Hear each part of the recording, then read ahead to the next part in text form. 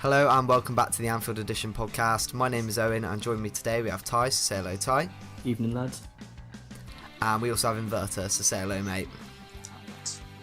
These podcasts are released twice a week on Fridays and Mondays, so follow at Anfield Edition to be notified when they go live. Today we'll be discussing what went wrong against City in our 5-0 defeat and looking ahead to our return to the Champions League on Wednesday night.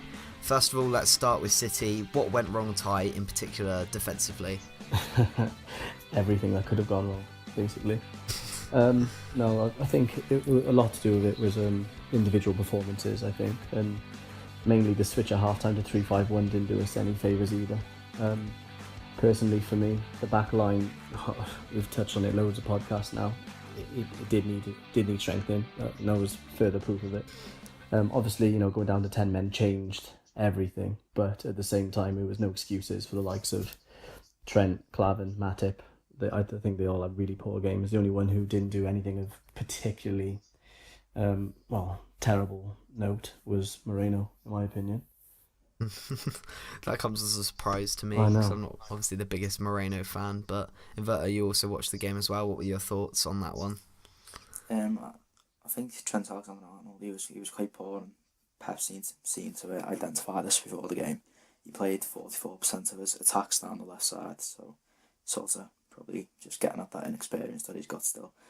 Another thing is Mata was quite annoyed with the Jesus goal. Actually, he was just lingering in the box, not marking anyone when there's Aguero and Jesus both open. Klavan should have done better as well, should have timed his jump better. Yes, I said Moreno's decent, and just the two centre-backs were really poor, and I think that's where the game was lost after the man red.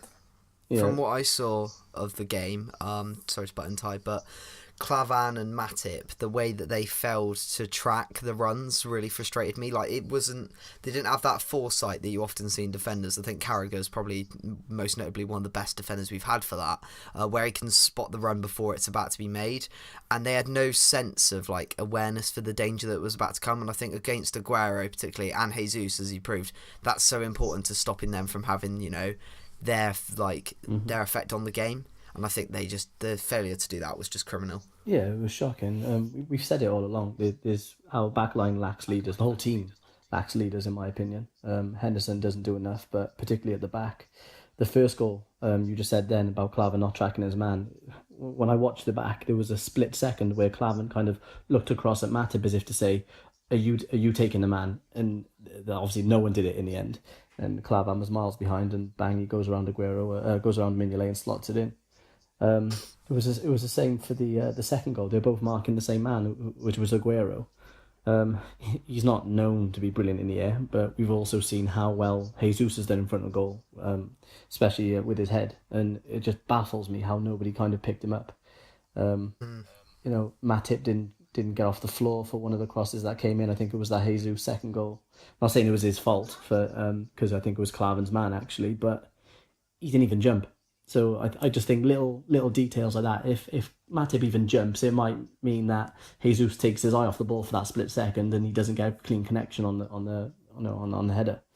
But I just think overall they caused havoc at the back for us. I remember for the fourth when the ball was played between Matip and was it Emre Can by that time, wasn't it? That Matip gets beaten by the first ball and then literally laboured, just jogs back in, and then it goes back into Sané and he finishes it again. I just think it was atrocious. And I just think you put someone like Van Dijk in our back line, it doesn't happen. Someone takes that game by the scruff of the neck at the back and says, right, you're marking him, I'm taking him, and blah, blah, blah. But there seem to be no voices and just no command there for me. Yeah, The first goal was also quite disappointing, wasn't it? When Henderson sort of just headed the ball up in the air. Yeah, to no one. Just aimlessly. And then Wijnaldum just gets completely outmuscled by Fernandinho. He's meant to be one of the more physical players in the side, especially in the midfield. Yeah. I think that was quite poor from him as well. I remember saying at the time, it was, I thought it was a foul. Did you think it was a foul on Wijnaldum, or do you, like you just said, do you think it was out? It did seem a bit vicious. It was sort of from the back, but I don't think Wijnaldum even saw him coming, which is why he sort of flung himself forward so much, because it was unexpected. Yeah. I didn't look into it, to decide that it was a foul or not. Yeah, It just seemed like a bit of weakness at the time. I'm not sure it didn't. I got sent a video of it, and I slowed it down, and it just looked like, would you say it was Fernandinho, was it? Yeah, Fernandinho. Yeah, when they challenged for it, like Wijnaldum had his eyes on the ball, Fernandinho didn't, and literally just shoved him, and then like obviously made that little header down then. But I thought straight away, watching it live, I called it a foul immediately, and it just surprised me that no one in the studio actually even thought about it. Yeah, you may have a point there.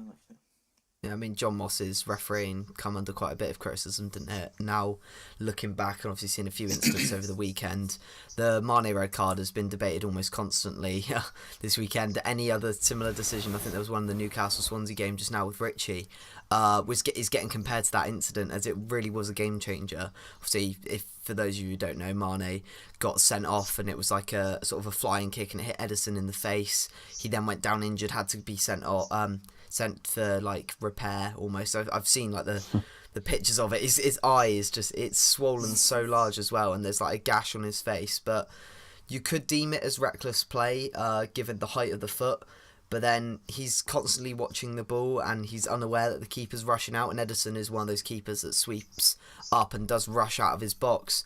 What was it, the correct decision, or was it something, you know, that shouldn't have been given in any sort of circumstance, Inverta? I think it was the wrong decision, and when Gary Neville's in the studio saying that it's not a red card, it was a Liverpool player, that's how you know it's not a red card. You know, he's incredibly biased, and I don't think he'll get resent either because we aren't called Man United. So yeah. So a few incidents recently. The Kachunga high foot on Mbemba. There was Bellerin on Salah, also Otamendi on Salah in the same game on Saturday. Quite a high foot. And obviously Matt Ritchie today, and all of them without a red card. So I think there'll be a lot of uncertainty over high foot challenges after John Moss's controversial decision. For me, it's personally about intent. I don't think there's much that can be done if it's accidental. You know, with Mane, he was looking at the ball at all times and not even expecting Edison to come out. And Edison obviously has this wild style, isn't he, of being a sweeper keeper. And ultimately, you could argue that it was stupid for him to go into a 50-50 with his head. So he's almost got himself to blame. He's out of his box as well. So obviously he can't use his hands, but he's also got his feet. And just in general, football's becoming a bit soft, in my opinion. You know, what's next? Are they going to make it non-contact or what? Because it's just getting a bit tedious, isn't it? I think the only thing with intent, when you speak of it there, I think no player really goes to kick someone in the face with intent. Except for Cantona. In that, yeah, well, a fan, but yeah. What I would point out is that when you're raising your boot up for that, it's merely to contest the ball, nothing else. And that's what's frustrating, is that there isn't any intent there. What John Moss's decision has been, it's been informed by the outcome, which annoys me. He's seen Edison down on the floor, injured, and that's the only game changer there. You look across all you look at all the other incidents where it's happened with a high foot and it's dangerous play, it's based on the outcome. So if a player isn't hurt from the tackle, there's no connection, yellow card. As soon as he's connected, it's a red. But then you'll see that on loads of 2-foot tackles.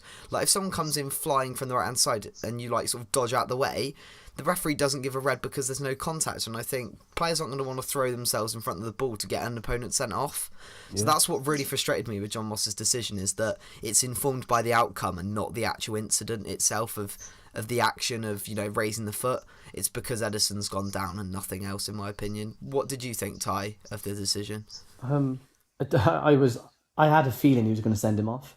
I remember, like, I kind of stood up in anticipation. I said, with a few beeps in there, if he pulls out a red card now, I'm going to be fuming. And I couldn't believe it. Well, I did. I anticipated, but at the same time, I couldn't believe he went for the red.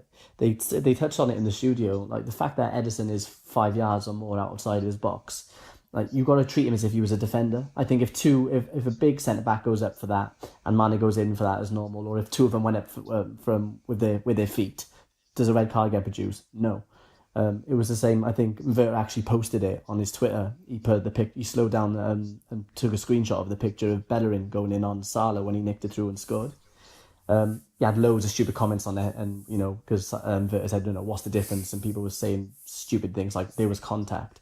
There doesn't need to be contact. A high foot's a high foot. A dangerous play is dangerous play. So there should be no difference. There's no consistency. Bellerin could see him coming as well, couldn't he? It was sort of like a head-on collision, so he could see what was going on. Whereas Mane, I don't think he was completely unaware. Yeah, I don't think there was intent in either of them.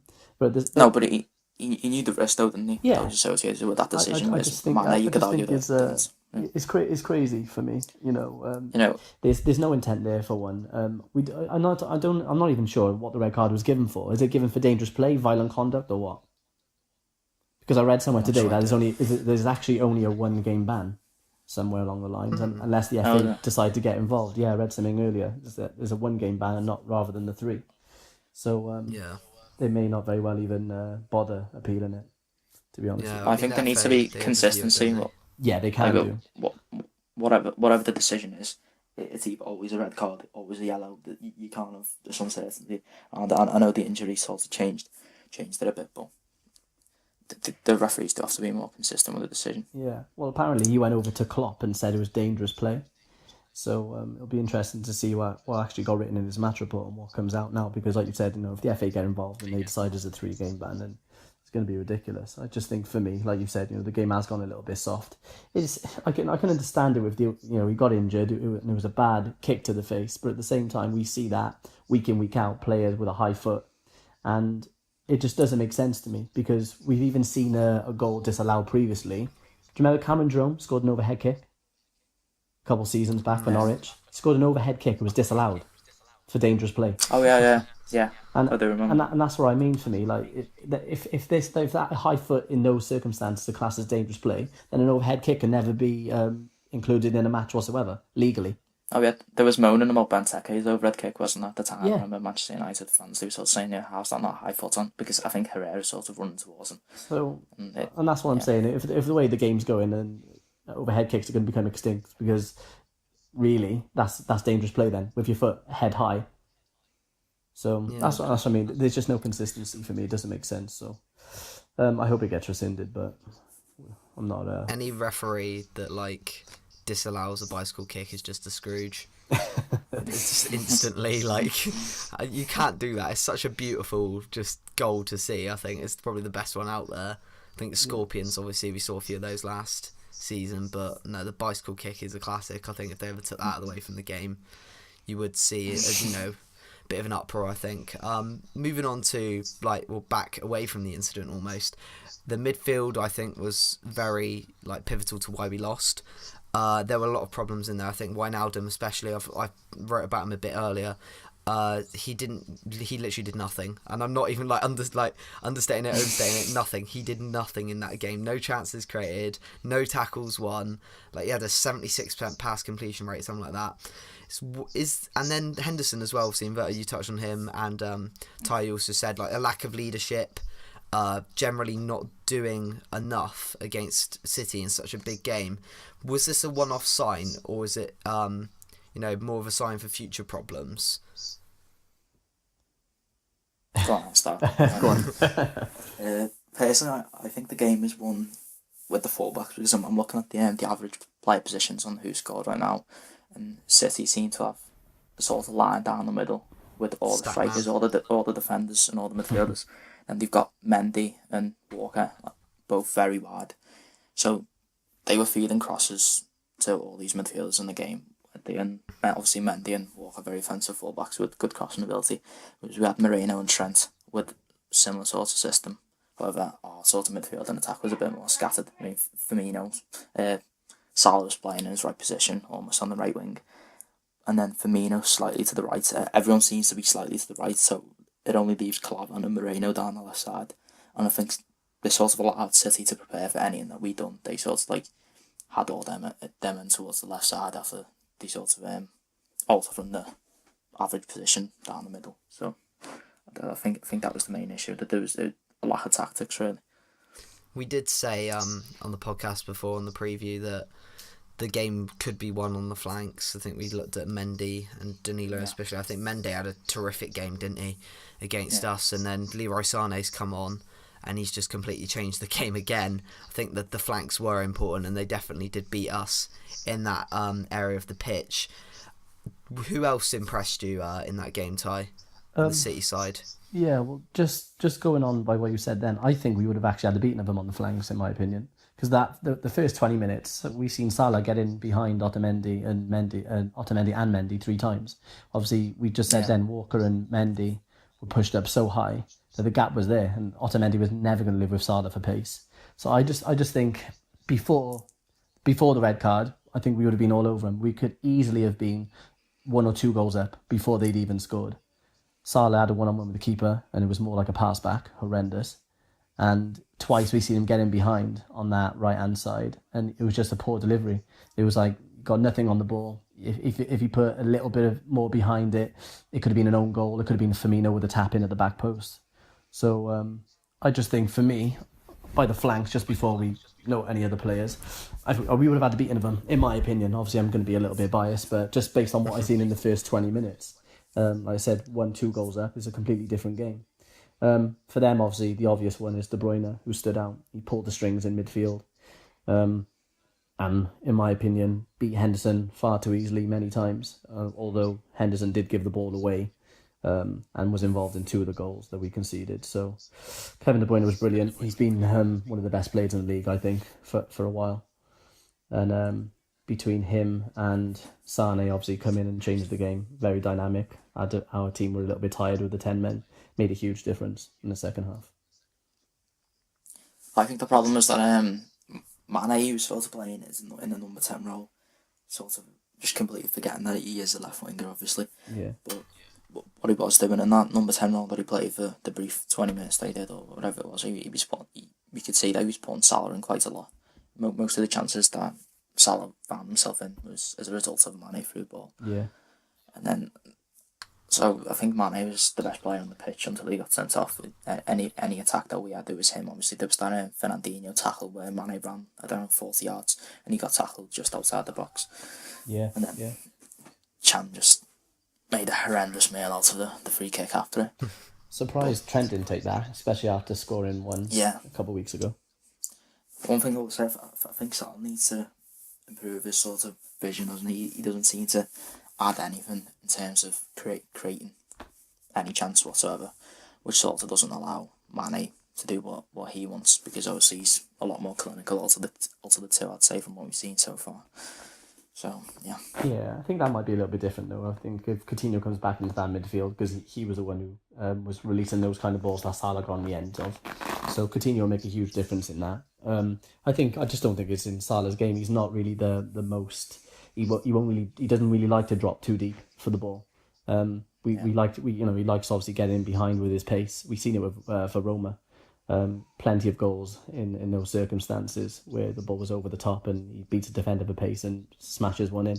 That's why I was kind of surprised. We've seen some really lax finishing from him, and he has got a left foot on him. He has got a very decent shot on him. So I just think he made it very, very obvious the way he was opening his body up. He didn't quite do it enough either at the same time, and lacked a bit of power. But you can't even say it's a lack of confidence, because he started the season very, very well. I just think he needs to improve in that area of his game, in my opinion. I just think it's a bit frustrating that in every single game we see him miss at least 2 quite easy chances, I'd say. Almost in every game. I know earlier on he missed from 3 yards, didn't he? Yeah. Obviously he had that chance, on Saturday. And he just fails to put that ball in across the box, and you say he lacks in that department, but I think as a right winger you do need to have the ability to cross the ball, sort of drill it down, drill it low, or sort of float it back post. Yeah. Because we seem to have Mane and Firmino lingering there, as we saw with the Henderson cross earlier on in the game, as you said. Mane sort of didn't go for him. Firmino was too hard to sort of make anything out of it. So he seemed very reluctant, didn't he, to use his right foot? Firmino. No, Salah. Oh, Salah. When he got into those positions, he didn't want to use his right foot. He always tried to go for the left, or just didn't get enough on it. There's, just not enough confidence to me on his right hand side. Yeah, I think he's easily red. That's what that might be a problem if he doesn't improve his right foot as well. But let's just see how he progresses. Obviously, he's still new to the side, so. Yeah, moving on to the Sevilla game now. Having lost to them 3-1 in the Europa League final 2 seasons ago, revenge will definitely be on the cards come Wednesday night. Undefeated so far this season. Some will tip Sevilla to snatch a win here. I think they have done quite well. They faced some tough opposition in the La Liga. They had Eibar last game and they did quite well against them. And obviously they do have a decent record, at least the last fixture against us. They've come out on top. where do you see, this one going, given our weekend result? Are we going to bounce back immediately with a win? And just how crucial is this game at home, Inverta? I think it's incredibly crucial, especially after being obliterated 5-0 by Pep City, as we all know. And Liverpool do have a tendency of making comebacks after a loss. Pulled out a few statistics again from the last season. After a 2-0 loss to Burnley, we went on to not lose in 11 games. After a 4-3 loss to Bournemouth, we went on to not lose in 7 games, and the same after a 3-1 loss to Leicester. So we do seem to bounce back. And regarding Sevilla, they played Getafe, Eibar, Espanyol so far, so not the best of opponents. So I don't think we should get carried away with their sort of league record at the moment. And I've got more about them. Go on. Yeah, it's a dangerous. Changed as well, haven't they? Yeah, it'll be a dangerous time to play us. I think after a massive thumping defeat like that, you've got to expect a reaction. Klopp's not going to be very happy. Not just with the fact that we lost to Man City, just the manner we did it in. I just think we did capitulate second half. No one wants to see a 5-0 defeat against a rival like that. At home, you've obviously got the lift of Coutinho, who probably will come back into the team as well, and at least off the bench. So there'll be a bit of a mixed reception for him, I'm sure, but that's going to lift us as a team. We know obviously what he's capable of doing, and I think if he comes back in, makes a good start, threads those balls through to the likes of Mane and Salah again, I think we'll be. I don't want to jinx it, but I think we'll be comfortable against Sevilla. I can't see us. I can't see anything but 3 points at home, especially the first game being at Anfield as well. I think that's a huge factor for us. Yeah, people seem to have this perception of Sevilla from Europa League final, don't they? And I think it's important to know that they've lost 3 huge players for them at the time, and Krahovia, Gamero and Benega, who all went to, I think, Atletico. PSG, obviously, Krahovia is on West Brom, and then Benega went to Inter. So I think they sort of set the world alight in that season, and then they lost their 3 best players. Now they've got, obviously, Ben Yedder, who's a great threat. They've got Nzonzi, who'll sort of dominate physically, I think, in the game. And Navas seems to look like a footballer again now that he's playing for Sevilla. So I do think they're weak inside, but we shouldn't underestimate them. They're still the best team in our group, apart from us. Yeah, I think the team we played 2 years ago is very different now. Like you touched on there, Inverta, I think that we will obviously have that perception and that memory in our minds of that second half sort of collapse from Liverpool there, and it's something we won't want repeating again, surely. So looking more in depth at the opposition, they beat Eibar, like you said, 4-0 out last time quite comfortably. Ganso, Ben Yedder and Nolito were the scorers in that one.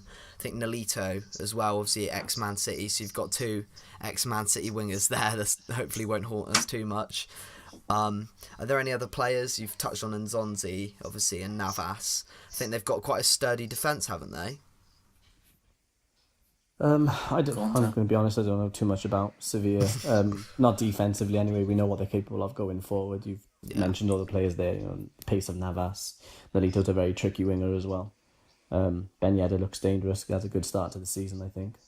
They've got a strong midfield as well, though. I think they've got a little playmaker in that, Ganzo, who I've seen his name mentioned about. So between him and Nzonzi, and it'll be a force going forward. But I just think they won't be able to cope with our pace.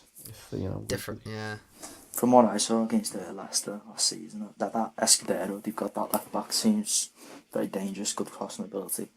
Obviously, I think they've still got Rami, haven't they? At centre back, who's a really good defender. Everyone's known that for quite a while. And obviously, they've got Nzonzi, that defensive support, who's genuinely one of the best DMs out there at the moment. They'll be looking for a move shortly soon. So I do think defensively they're a good side, but offensively, Liverpool are superior on paper, at least anyway. So we'll see. Haven't they got that Danish player that we seem to get linked with a lot of windows as well? That Simon Kjaer. Yeah, he was on the bench in the last game. I don't think he starts. Unless they rotate, obviously, of course, he could be brought in, maybe. Speaking of rotation, what sort of changes do you see happening, at least on our side, for the next match? Coutinho, potentially. I don't know him after the such a bad result against City. He might actually come in and start now. Me and Inverta have already said it. The lack of creativity in midfield was evident for everyone to see. I just think between Henderson, Chan and Wijnaldum, they're all too similar. We've seen Chan and Wijnaldum can break forward, but I don't think any of them are particularly brilliant at breaking lines the way Coutinho does. So I think Coutinho should drop in. Obviously, you got to remember Mane's not banned for European games, so the front three will probably stay the same. I can see Coutinho potentially if he doesn't come off from the bench. If he does start, he'll probably take Wijnaldum's place, in my opinion. Yeah, I couldn't agree more with that. I think Wijnaldum was an absolute passenger in the City game, like I touched on earlier. Really didn't contribute at all. I think he's been relatively poor this season, to be like harsh critic of him. And I think that the longer you bide your time with Coutinho and wait to bring him in, the harsher the reaction he's going to receive. I think that to bring him in now would be the best bet for Klopp's side. He's regained the fitness. He's been back at Melwood, for long enough now. So I would start him over Wijnaldum for this game, and I think defensively, I'd like to see Gomez brought back in. Yeah. What sort of changes would you want to see, Inverta? First of all, Lovren definitely. I think Klavan wasn't good enough, and Lovren and Matip need to be a better centre-back partnership than Klavan and Matip, definitely. As you say, Gomez, and particularly because Nolito and Escudero, the two left-sided players on the Sevilla side, aren't as fast as Sané and Mendy. So I think he'll be able to cope with that, and I think he's got more discipline to his game. Also seems a bit more experienced than Trent. And I'd actually go for Ox instead of Wijnaldum in the game, because from what I've seen of Ox against City, he created a decent chance for Firmino when everyone else was down against City, obviously. And Wijnaldum was just incredibly lethargic, just a passenger, just not doing anything, as you say. And regarding Coutinho, I don't think he'll actually start, because I recall Klopp saying that he could play 10 to 15 minutes on Saturday, so I don't think that would change to 90 minutes 4 days later. But maybe it will sort of be a reaction to the results if he does start him. Yeah. But I can see him getting half an hour at least. Again, very situational, depends how the game's panned out. Yeah, I was watching the Arsenal game and I saw Sanchez when he got brought on the 74th minute. It got a very mixed reception. I think parts of the Emirates were booing him, and then they all started chanting his name around. What sort of reaction do you expect should Coutinho be, either starting or brought off the bench, Ty? It's probably going to be the same, and they're going to have a mixed reaction. The ones who haven't quite forgiven him yet, and the ones that kind of realise that at the end of the day is Barcelona. There's probably only a couple of teams in the world that you leave from Liverpool and is a bigger step. So, I think for me, if I was in the crowd, I wouldn't be booing him personally, because I can understand. Yeah, I'll be cheering. I can understand why you would want to go to a club like that, of Barcelona's magnitude. We've said it a few times. He bangs one in top bin, and there's not going to be many people still saying, they want him gone. So, yeah, it'll be mixed, but I don't think it'll take him too long to win people over. If he has a similar season to what Suarez did after he made it clear he wanted to go to Barcelona, then we won't have many complaints, will we? Did you two see the Spanish report today? Allegedly, Coutinho was really disheartened by Barcelona's failure to kind of pursue the deal in the end. So maybe the Barcelona transfers off the cards, luckily for us. I can't see it though. You actually really go. Are you buying that? I can't see it. They'll come back in. I'm not sure. Yeah, I do think they'll. It'll be down to us again, but maybe we do have them tied down on a 5-year deal. So. Yeah, I think at the end of the day, there was nothing Barcelona could do after FSG released that statement saying he's going nowhere. Yeah. They would have looked ridiculous if they did let him go. It's the same what Southampton have done with Van Dijk. We could easily say flip the situation around and say, Liverpool have let Van Dijk down. They didn't bid for him, but we knew the situation. We couldn't bid because there was a danger of us being reported again. So. I still see both transfers happening, to be honest with you, unless, of course, we have a terrible season up until January, and then the likes of Man City and Chelsea maybe going for Van Dijk as well. But I think if both teams progress as they were previously, then Coutinho will end up at Barca, and Van Dijk may even come to us before next summer.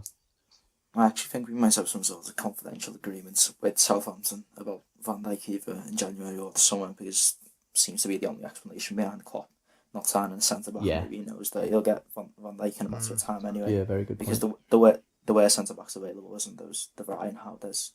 I know De Vrij, I don't think he made the move, but Houders went to Juventus for next to nothing in this market. Yeah. Oh, yeah. Yeah. Finally, let's have a prediction from both of you. Just to remind the listeners, it's 1 point for a correct result and 3 for a correct score.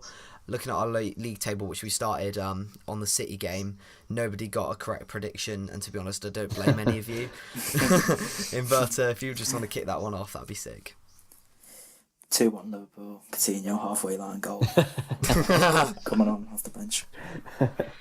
I'll go 2-0 Reds. We'll have Hendo winning some people back over with a lovely sweep effort into the top bin, and who we have in, and Firmino will score a nice little tap in as well. Are we Do we just agree that if Coutinho scores from the halfway line, I instantly win the whole league? Oh my god! I was gonna say, is it like 10 points if you correctly name where on the pitch the player scores? I'll just say penalty spot. It'll be fine. Yeah.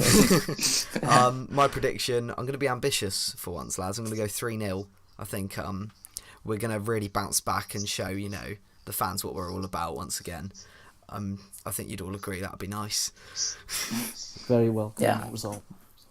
Well, that's all we have time for today, but we'll be back later on this week, hopefully after a Liverpool win. So where can the listeners find you off the podcast, Ty? Ty_talks LFC and Tyron_PT. Mine's at Invertability. Make sure you retweet me my anti-John Moss propaganda. I don't think many people can read my tweets because there's too many expletives in there, so I won't be encouraging too many people to go and have a look at that. At my complete meltdown. 18+ only. Had an absolute meltdown on Sunday. Hashtag Moss out. Yeah, yesterday. Yeah, Moss out. Hashtag Moss out. Get it trending, boys. So be sure to give them a follow on Twitter. Once again, follow at Anfield Edition as well for updates on when the podcast is released. Pleasure talking to you lads as always. So say goodbye, Ty. Good night, lads. And say goodbye, Inverta. Goodbye, lads. That's a night from me as well.